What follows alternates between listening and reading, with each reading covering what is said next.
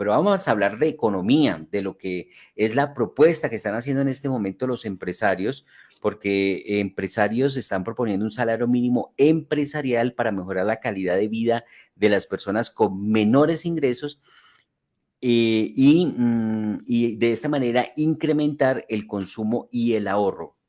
¿En qué consiste la propuesta, presidente? Mire, John Didier, el tema es muy sencillo. Llevamos años y años viendo las mesas de concertación entre el gobierno y las centrales obreras en donde nunca han podido llegar a un acuerdo.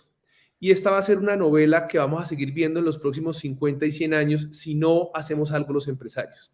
¿Y cuál es la problemática de fondo de esta mesa de concertación?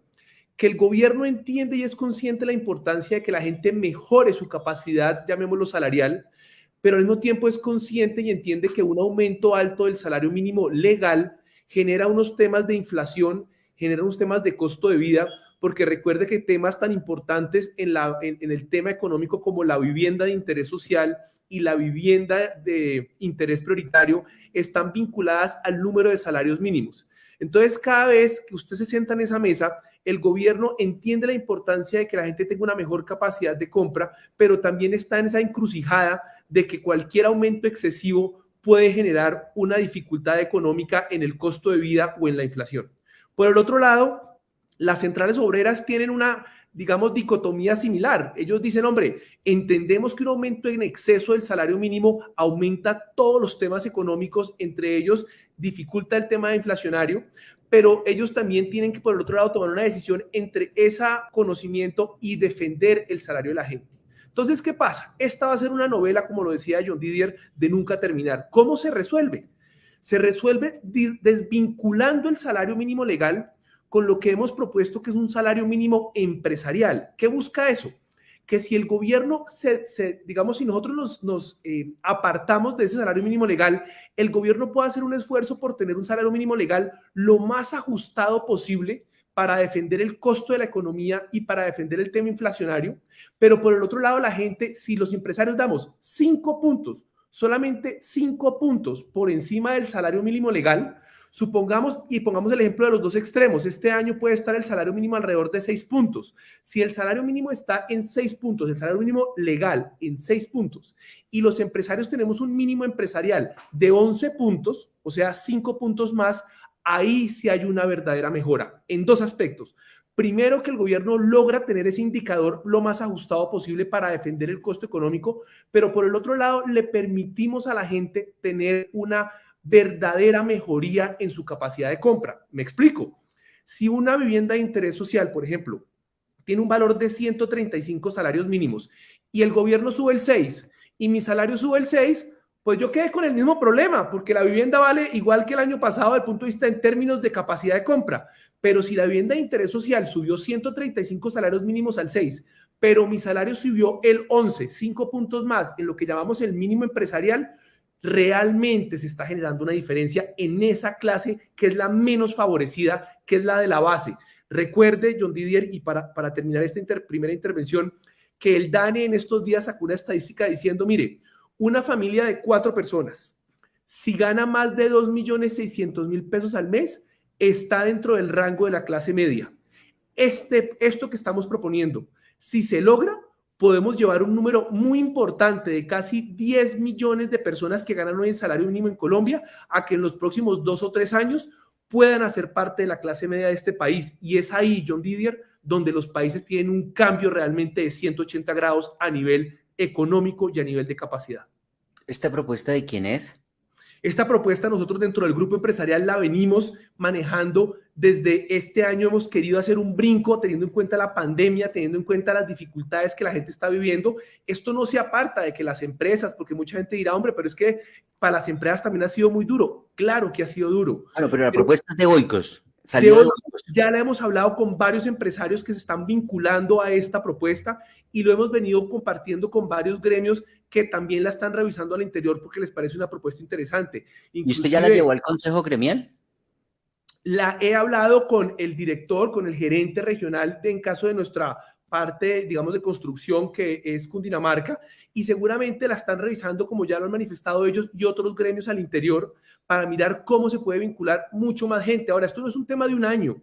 Esto no es para este año y se acabó, John Didier. Esto es un tema que debemos ir año a año vinculando más industrias, más gremios, más empresas, porque en el momento que logremos una acogida real del número de empresas industriales y gremios en esto, vamos a tener un cambio importante. Ahora, John Didier, esto no es un tema que se inventó Oikos o que se inventó Luis Aurelio Díaz o un gremio o las empresas.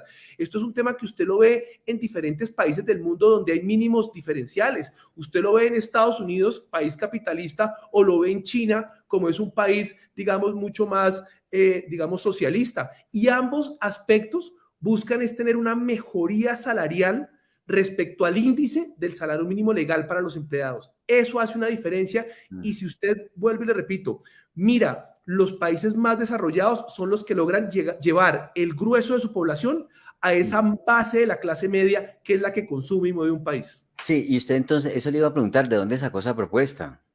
Bueno, no, como le digo, hay varios países del mundo que vienen desarrollando cosas similares y definitivamente la pandemia, la situación actual, yo creo que genera que los empresarios industriales vayamos más allá de lo que pueda hacer el gobierno. Y esta es una propuesta que permite, sin decir que las empresas no hemos tenido dificultades en la pandemia, las hemos tenido todas, pero aquí es como el cuento, John Didier, del huevo o la gallina. Entonces, ¿cómo queremos los empresarios que el país tenga una mejor clase media si no hacemos un esfuerzo? Pero entonces si no hacemos un esfuerzo jamás vamos a tener una mejor clase media. Entonces yo creo que aquí hay que quitar ese ciclo, volverlo un ciclo virtuoso en donde el empresariado genera un mínimo empresarial distinto al legal y comenzamos a salir económicamente a un nivel distinto como país. Sí, pues sería muy interesante poder llevar esta propuesta a la mesa de discusión. ¿Y ha hablado usted con algún dirigente, el ministro del Trabajo, por ejemplo, Ángel Custodio Cabrera, o con los de las centrales obreras, a ver si esta propuesta que usted está haciendo, que me parece interesante, entre otras cosas, porque tiene sentido, le veo fundamentación, que realmente se pueda aterrizar y hacer realidad? Mire, he hablado con el ministro Jonathan Malagón, ministro de Vivienda, quien ha estado en 3 ocasiones en la mesa de concertación del salario mínimo en su experiencia como ministro y las que ha tenido anteriores. Y hablando con él me dice, mire, esto es una propuesta que realmente generaría un cambio a mediano y largo plazo. Una persona pues con la trayectoria de él que ha estado en las mesas de concertación, tiene clarísimo y comparte conmigo que es una diferencia de nunca acabar si no se miran mecanismos distintos. Sí, entonces para ilustración de quienes nos oyen y nos ven, doctor Aurelio, Luis Aurelio Díaz, del presidente del Grupo Oico, es establecer una cifra para incrementar el salario mínimo por parte del gobierno, lo que sería, por ejemplo, 5%, 5 puntos. Entonces el salario queda incrementado en 5% oficialmente. Y los empresarios dicen, nosotros ponemos otros 5 puntos, entonces queda el salario reajustado en el 10%, pero nada en el país a nivel gobierno ni en ningún servicio puede incrementarse por encima del 5% para poder generar ese incremento en los ingresos o capacidad adquisitiva de compra del ciudadano. Así es, y mire que funciona para momentos tan difíciles como el que vamos a ver este año por el tema del IPC, que va a ser bastante alto, o también funciona para años en donde, digamos, póngale que el IPC sea del 2% y el salario mínimo crezca en el 3.5%. Si el salario mínimo crece en el 3.5%, pero yo como empresario tengo un mínimo empresarial del 8.5%, yo genero una real diferencia a la gente.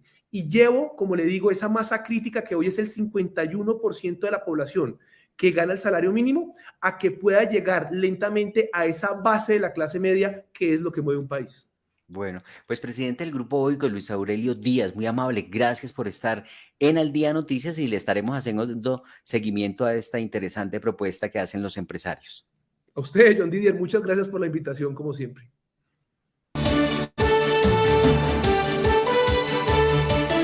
Al Día Noticias con John Didier Rodríguez Marín. La información más importante del momento en Bogotá, Colombia y el mundo.